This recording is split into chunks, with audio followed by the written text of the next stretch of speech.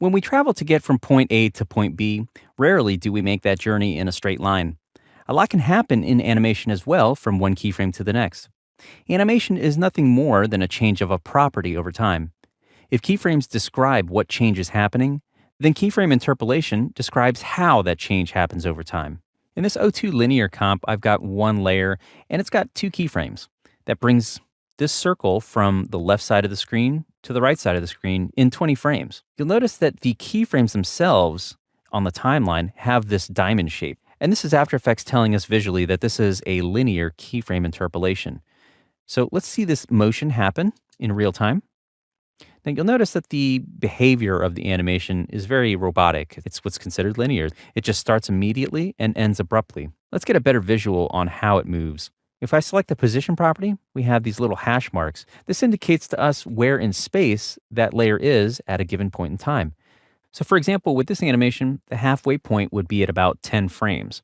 And if we take a look, there we are in the middle. To help us visualize the keyframe interpolations a little easier, let's right-click here in this empty space and select New Adjustment Layer. This adjustment layer allows us to apply some effects to all the layers that are underneath it. So with that layer selected, let's come up to Effect, and under the Time family of effects, we're going to select Echo.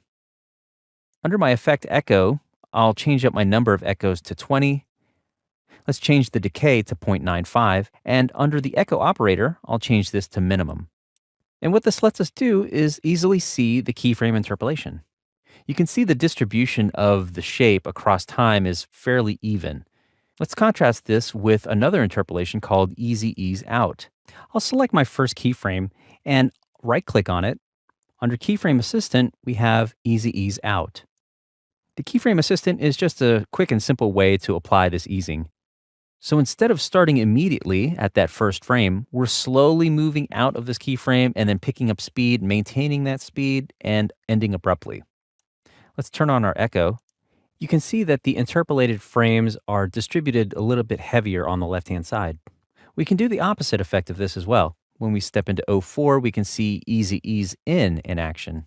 We'll come over here and select our last keyframe, right-click, Keyframe Assistant, Easy Ease In. In this case, we are starting abruptly, and as we approach our second keyframe, we're tapering off the speed and coming to a gentle stop. With our echo effect on, you can see that the interpolated frames are favored towards the right-hand side of the screen. We can have the best of both worlds with Easy Ease. Now this has an hourglass-shaped icon, and the movement looks something like this. So with this interpolation, we're taking more frames away from the middle and squishing them towards the start and end of this animation. We can have custom keyframe animation, and with this, we can have something that moves very, very slowly at the beginning, and we have an abrupt change of speed at the middle, and then we have a tapering of that speed by the time we get to the end. When we turn on our echo effect, you can see there's effectively one frame in the middle of our animation, and the rest are pushed off towards the sides. There's one last interpolation that you should be aware of, and that's the hold keyframe. And as you might expect, we're just basically going to teleport from one space to another.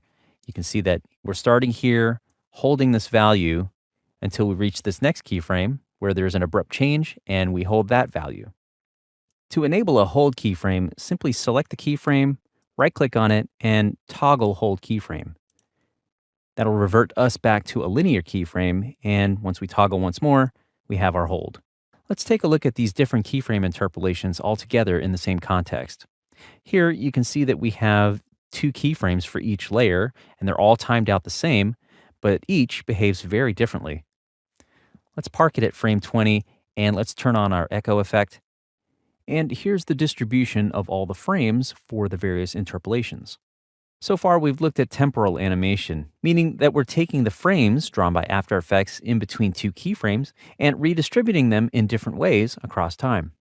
We can also redistribute them in space as well. Here's my linear keyframe interpolation where we move across the screen. But with just two keyframes, I can park in the middle here and move this keyframe elsewhere so that in space, it's in a different spot. Now let's select our position property and make sure our selection tool is enabled.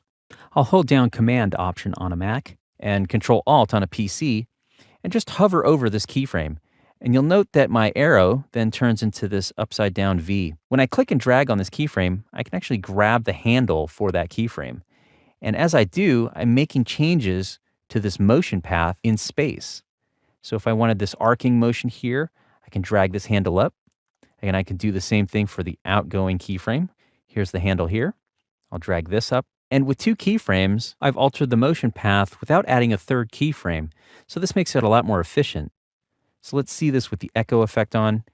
You can see at frame 20, we have this arcing motion, and anywhere in between if we wanted. Let's move this down here. So as we saw here, you might only have two keyframes in your animation, but there can be a world of difference in how that animation behaves because of keyframe interpolations.